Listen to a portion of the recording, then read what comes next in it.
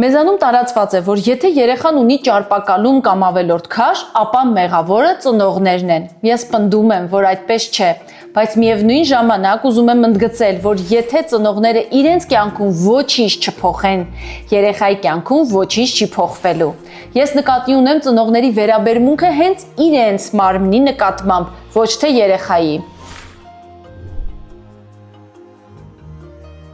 Լավ, իսկ ով կամ ինչն է մեղավոր, եթե երեխան ունի ավելորդ քաշ կամ ճարպակալում։ Ծնողների եւ երեխային մեղադրելուց առաջ առաջարկում եմ պատկերացնել այսպիսի մի իրավիճակ։ Պայմանական երեխան 10-12 տարեկան է, ունի ավելորդ քաշ կամ ճարպակալում եւ առավոտյան 8-ին պետք է լինի դպրոցում։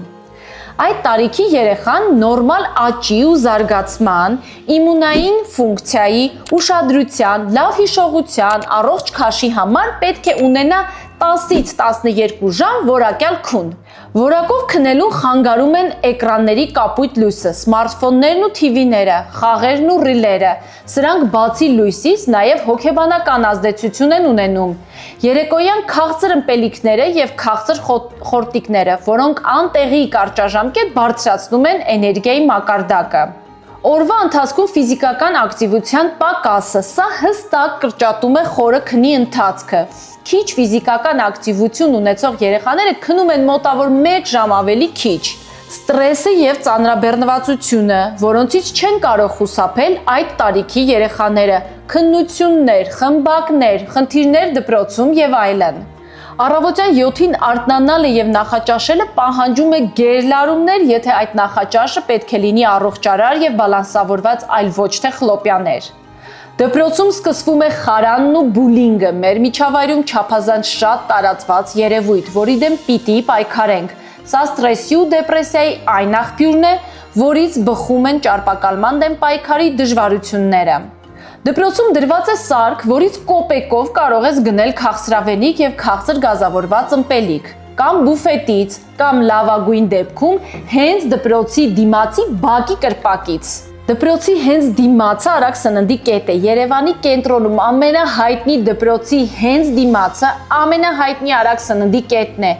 որի անուշաբույր հոտերը կարող են տարածվել նաև դասարաններում։ Այդքան մոտ է։ Վերջում էլ քաղաքապետարանը տոներին քաղցրավենիք է նվիրում։ Քաղցրի խնդիրը միակը չէ մթերք ընտրելիս։ Եկեք պանացեայի օրինակով հասկանանք, թե ինչպես պետք է կարդալ մակնշումը երեխաների եւ նաեւ մեզ համար յոգուրտ ընտրելիս։ Ինչին ուշադրություն դարձնել։ Վերամշակած արտադրանքը ուլտրա վերամշակվածից տարբերակելու համար կա շատ հետաքրքիր լայֆհակ։ Նայենք մակնշմանը։ Բաղադրության հատվածը պետք է լինի շատ կարճ։ Օրինակ, եթե պանացեա դեպքում գրված է կաթ, յոգուրտի բիոկուլտուրա, հատապտուղներ շաքարավազ, իսկ պայմանական այլ յոգուրտի բաղադրության մեջ կարդում ենք կաթ, գլյուկոզա ֆրուկտոզայի սիրոպ, շաքար, սերուցք, խտացուցիչներ E1442, E1422,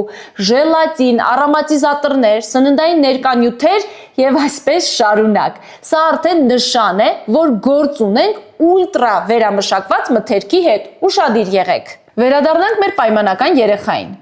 Նա դպրոցում ֆիզկուլտուրայի դասաժամերին մասնակցում է շաբաթական 2-3 անգամ լավագույն դեպքում, որն այդ տարիքի երեխայի նորմայի անգամ կեսի կեսը չէ։ Դասերից հետո ծնողները երեխայի հետ գնում են խանութ։ Սա մի աննկարագրելի ստրես է, քանի որ բոլոր ուլտրա վերամշակված եւ քաղցր ապրանքները նրբորեն դասավորված են երեխայի հասանելի համապատասխան բարձրության վրա։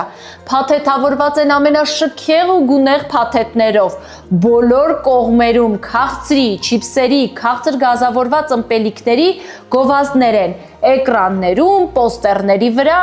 ամեն քայլափոխին։ Բլոգերները ստեղծում են քաղցր գազավորված ըմպելիքներ ու գոչում են ամենաբարձր աշտարակներից ու այնպիսի բլոգերներ, որոնց ստեղծած բովանդակության ուղիղ թիրախը երեխաներն են։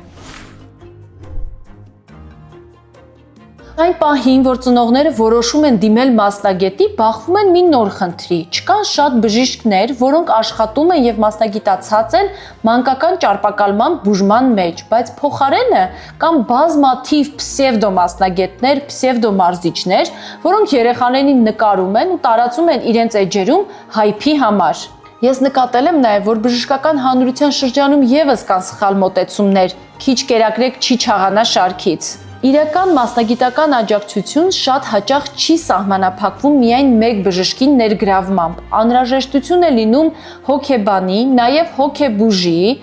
ներզատաբանի, մանկաբուժի ներգրավվածություն, ինչը բնականաբար շատ թանկ է եւ շատերի համար անհասանելի։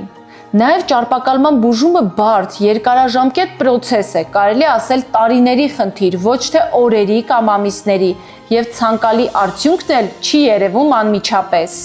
Շատերի համար անհասանելի է նաև առողջարար, հագեցած վիտամիններով եւ սննդանյութերով բալանսավորված սնունդը։ Սա իհարկե որոշ դեպքերում կարող է ավելի մեծ ֆինանսական բեռ լինել, քան դատարկ կալորիաները, ինչպես օրինակ արագ սնունդը, ճարպոտ եւ ուլտրա վերամշակված սնունդը։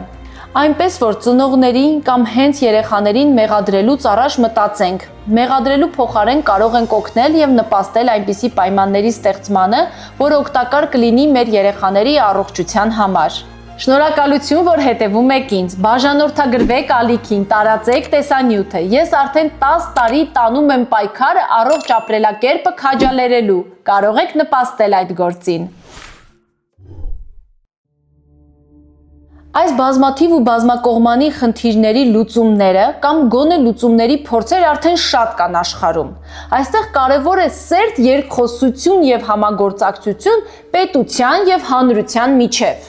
Պետությունը սահմանում է, որ դպրոցների բուֆետներում, հարակից կրպակներում չպետք է վաճառվեն քաղցրեղեն, քաղցր գազավորված ըմպելիքներ եւ ուլտրա վերամշակված սնունդ։ Իսկ հանրությունը լրելյան երեխաների հետ չի ուղարկում դպրոց այս տեսակ մթերք, նույնիսկ եթե երեխան չունի քաշի հետ կապված խնդիր։ Այս երկխոսությունը բերում է մի իրավիճակի, որ այդ ժամերի ընթացքում երեխան զերծ է մնում այդ մթերքից։ Սա մի պարզ օրինակ է, որն արդեն շատ վաղուց տարբեր երկրներում կիրառվում է։ Պետությունը սահմանում է, որ դպրոցներից միայն կոնկրետ հեռավորության վրա կարող է լինել արագ սննդի կետեր, հանրությունը քաջալերում է այս տեսակ որոշումները, անկախ նրանից իրենց երեխան ունի ավելորդ քաշ թե ճարպակալում, թե ոչ։ Պետությունը սահմանում է ֆիզիկական ակտիվության քանակությունը դպրոցում, ինչպես ասում են արևմտահայերենում մարմնակրթությունը, պետք է լինի անգամներով ավելի շատ, քան հիմա, իսկ հանրությունը տալիս է դրան այնքան կարևորություն, որքան լեզու սովորելուն, ֆիզիկային եւ մաթեմատիկային։ Առանց այս համագործակցության բոլոր որոշումները մնում են սեղանին, բոլոր խնդիրները մնում են չլուծված։ Արդեն կան տարբեր հետազոտություններ, որոնք փաստում են, որ քաղցր եւ քաղցր գազավորված ըմպելիքների օգտագործման հարցում Հայաստանը եվրոպական եւ ասիական երկրների համեմատ ամենաառաջատար դիրքում է։ Հայաստանում առողջապահության համաշխարհային կազմակերպությունը Առողջապահության ազգային ինստիտուտի հետ համատեղ կատարել են շատ հետաքրքիր հետազոտություն։ Դիտարկել են 5 հեռուստաալիք եւ փորձել են հասկանալ, թե ինչքան շատ են այն մթերքի գովազդները, որոնք երեխաներին միայն վնասում են։ Դիտել են մոտ 1500 գովազդ, պարզել են, որ գովազդվող մթերքի 65%-ը չի համապատասխանում ԱՀԿ-ի առողջարար սննդի ուղեցույցին։ Դրանք հիմնականում ուլտրա վերամշակված ապրանքներ են, քաղցր գազավորված ըմպելիքներ են եւ առհասարակ շատ քաղցր պարունակող մթերք։ ՀՀ-ում գործող օրենքը այն պահի դրությամբ կարգավորում էր միայն նորածիններին վերաբերվող մթերքի գովազդը։ Ես չգտա տվյալներ այս թվերի փոփոխության մասին հիմա, կամ որ այս հետազոտությանը հաջորդել են օրենսդրական խիստ եւ կտրուկ փոփոխություններ։ Այս հետազոտությունից մենք կարող ենք հետևություն անել, որ նույն խնդրի առաջ ենք։ Պետությունը պետք է սահմանի գովազդի համար հստակ չափորոշիչներ, որոնք բխում են մեր երեխաների շահերից, իսկ հանրությունը պետք է ավելի ուշադիր ու պահանջատեր լինի դրանց կատարման համար։ Իսկ ինչ կարող են անել ծնողները։ Եթե արդեն արկա է ճարպակալում, ապա անհապաղ դիմել մասնագետի։ Ճարպակալումը քրոնիկ, ռեցիդիվող եւ պրոգրեսիվող հիվանդություն է։ Մանկական ճարպակալման բուժման ուղեցույցը առաջին կետով մեզ ասում է, որ ամենակարևոր գործողությունը անմիջապես առանց ուշացնելու պետք է սկսել ամբողջական բուժումը։ Պետք չէ սպասել մտածելով, որ երեխան կմեծանա եւ քաշն ինքնուրույն կկարգավորվի։ Բուժումը պետք է լինի ամբողջական, միաժամանակ ներառելով ֆիզիկական, հոգեբանական եւ սոցիալական բաղադրիչները։ Այն պետք է լինի շարունակական եւ անհատական, հարմարեցված երեխային եւ ընտանիքին։ Բոլոր գործողությունները հիմքում պետք է ունենան ապացույցներ արդյունավետության եւ անվտանգության։ Բուժման հիմնական ուղղություններն են վարքագծային փոփոխությունները, դերողորայքային միջամտությունները, եթե կան ցուցումներ, եւ նույնիսկ բարիատրիկ վիրահատություն որոշ դեպքերում։ Աշխատանքի ծավալն ու բարդությունը հասկանալու համար պատկերացրեք, որ միայն առաջին փուլում պետք է մշտապես հսկել կոմորբիդ հիվանդությունները, եթե դրանք առկա են։ Բացի BMI նվազեցման վրա աշխատելը, զուգահեռ աշխատել ինքնագնահատականի, կյանքի որակի բարելավման ուղղությամբ, պարբերաբար կատարել բազային չափումներ եւ սահմանել իրատեսական նպատակներ,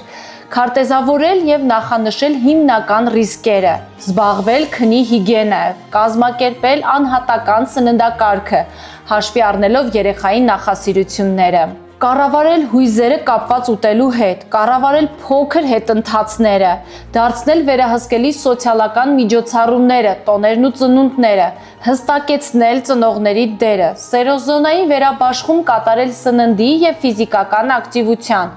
մշակել ամենահարմար պարգևատրման սխեմաները եւ այսպես շարունակ։ Սա պահանջում է շատ կազմակերպված եւ գիտահեն մոտեցում բոլոր ռիսկերը նվազեցնելու եւ արդյունավետություն ապահովելու համար։ Ինչպես ինքնաթիռում հորդորում են թթվասնի դիմանկն առաջինը պետք է մեծերը հագնեն, հետո նոր երեխաներին տան, այնպես էլ այս պարագայում առաջինը պետք է ծնողները աշխատեն իրենց կյանքի փոփոխությունների վրա, իրենց մարմնի նկատմամբ վերաբերմունքը պետք է փոխեն։ Եթե ձեր երեխան չունի ավելորդ քաշ կամ ճարպակալում, դա չի նշանակում, որ այս խնդիրներից դուք ապահովագրված եք եւ հարկավոր է ամեն ինչ անել ռիսկերը նվազեցնելու եւ կանխարգելելու համար։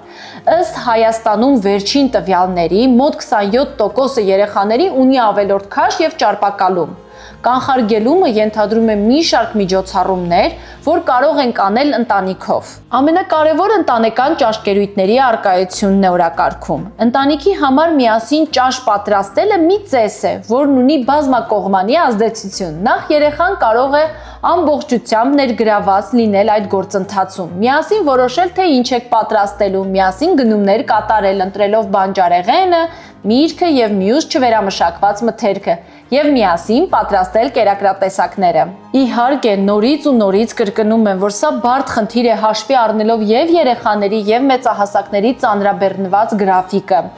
Ամենօրյա սննդընդունումները նախապատրաստելը առանձին աշխատանք է։ Բայց աշխատեք շաբաթը գոնե մի քանի անգամ այդ հաճելի զբաղմունքը ներառել ձեր առօրյա։ Այդ հարցում օգնող ծառայություն կա արդեն Հայաստանում՝ Mastrон։ Mastrոյի կայքում դուք ընտրում եք կերակրատեսակը եւ նշում եք ընտանիքի անդամների քանակը եւ նրանք այս տուփով առաքում են ընտրած կերակրատեսակի բաղադրիչները արդեն մաքրած, լվացած։